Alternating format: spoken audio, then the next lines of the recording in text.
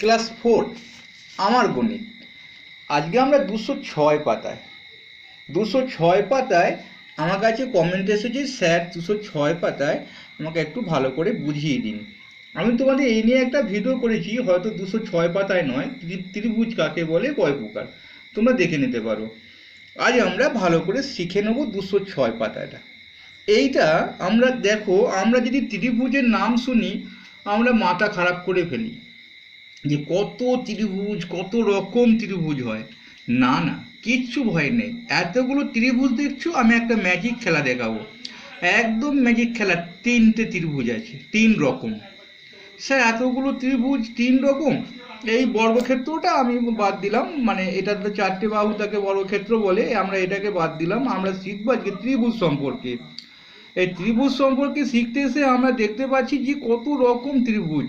Magic খেলাটা দেখে নেবো আমরা কিরকম ম্যাজিক খেলা। শুধু 3 রকমের ত্রিভুজ আছে, আর একটা হবে না, সেটা এখন শেখাবো না। আপাতত এই ছবিগুলোর মধ্যে 3 রকম কেমন দেখো। আমরা প্রথমে শিখিনি, একটা হয় সমবাহু, কথার মধ্যেই বলে দিচ্ছি, সমান বাহু।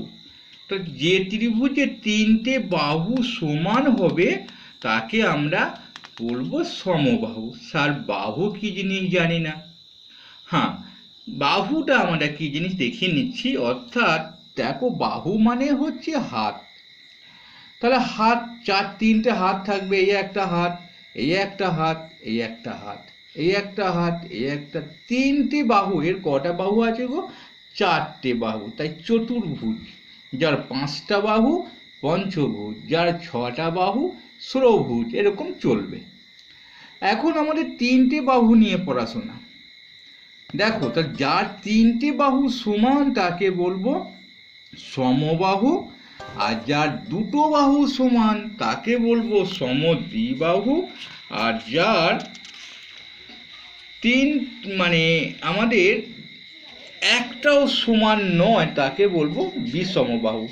অর্থাৎ কমেন্টটা ছিল 204 পাতায়, আমি একবারে 206 থেকে শুরু করে 4-এ ফিরে এলাম। চলো তাহলে আমার মানে কিভাবে আমরা শিখছি দেখো, মানে ওইটাতে আমাদের সাহসটাকে বাড়িয়ে নিলাম।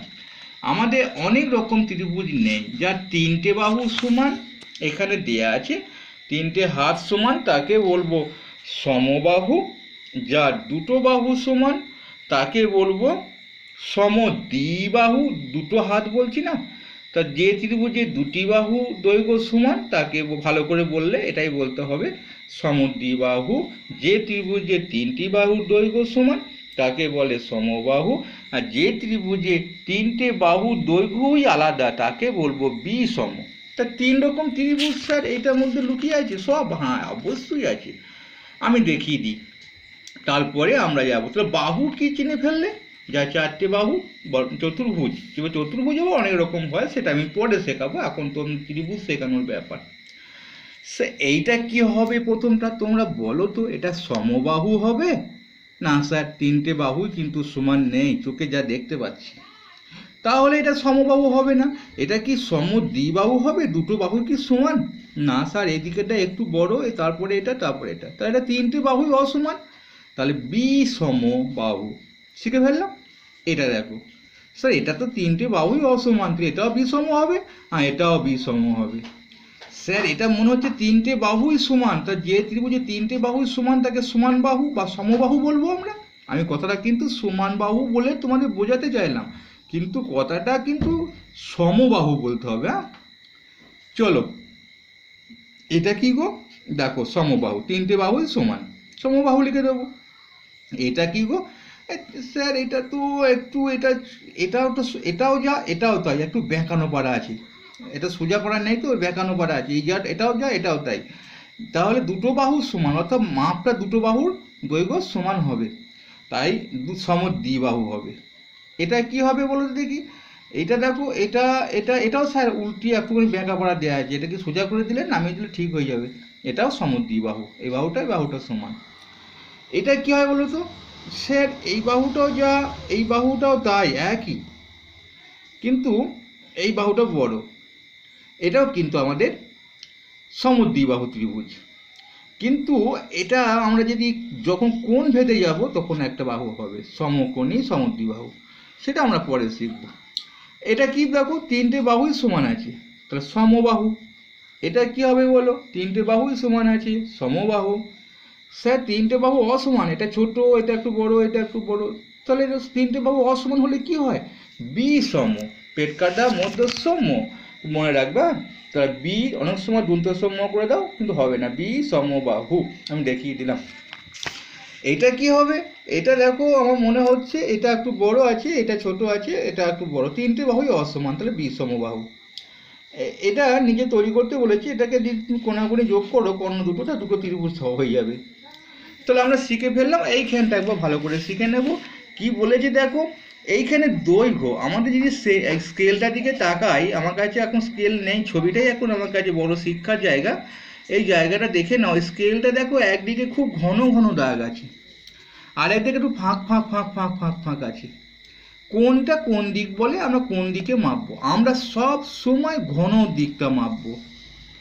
এই ঘন দিকটা, এটা সেন্টিমিটারের দিক, এটা ইঞ্চির দিক।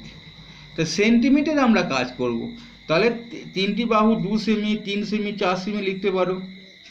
তারপরে দিয়ে একটা হলুদ রঙের ত্রিভুজ করতে পারো, এরকম মাপগুলো দিতে পারো। দেখো এইখানে দিয়েছে নীল রঙের ত্রিভুজের ক্ষেত্র ড্যাশ ত্রিভুজ। বলো এই নীল রঙের ত্রিভুজটা তো আমরা দেখছি তিনটে বাহু অসমান, কারণ তিনটে বাহু অসমান, সেই জন্যে এটা আমাদের যেহেতু বর্গক্ষেত্র ছিল, সমান হওয়া দরকার ছিল। এটা যদি বর্গক্ষেত্র হয় তাহলে তিনটি সবকটাই সমান বাহু হবে। আপাতত যেহেতু আমরা বর্গক্ষেত্র বুঝতে পারছি, তাহলে রংটা একটুখানি আমাদের এখানটা অন্যরকম উঠে গেছে, এই রংটা দিয়ে দেওয়ার ফলে আপাতত কিন্তু আমাদের ত্রিভুজ হয়ে গেছে। তাহলে এইটা সমান, এটা সমবাহু হবে, সবকটাই সমবাহু হবে। এইটা কি হবে, সবকটাই আমাদের সমদ্বিবাহু হবে, সমদ্বিবাহু লিখবো। দেখো দুটো বাহু সমান, আর এটা তো বলে দিলাম এই কথাটা। চলো আমরা দেখে নিই। এইখানটাতে আর কিছু শেখানোর ছিল, দেখো দৈর্ঘ্য প্রস্থ বলা হয়। এখানটা দৈর্ঘ্য প্রস্থ না, আমাদের মোটামুটি আমরা যেটুকু শেখার এটুকু শিখলাম। এবার দেখো কেমন করে মাপতে হয়, আমরা সেন্টিমিটারের দিকে অনেক সময় আমাদের কোন ভুলটা বেশি হয় দেখে নাও। এই যে আমরা সেন্টিমিটার স্কেল বা ইঞ্চি স্কেলটা ব্যবহার করি, আমাদের কিন্তু একবার হয়তো প্রথম থেকে দাগ টানলাম না, যেখান থেকে দাগ শুরু হয়েছে এখানে 2 সেন্টিমিটার বলে এইখানটা বসিয়ে এই 2 পর্যন্ত নিয়ে যাব, প্রথম থেকে একদম নয়। দেখো এইখানটা সেটা বুঝিয়ে দিয়েছি, অনেক সময় এটা ভুল হয়ে যায়।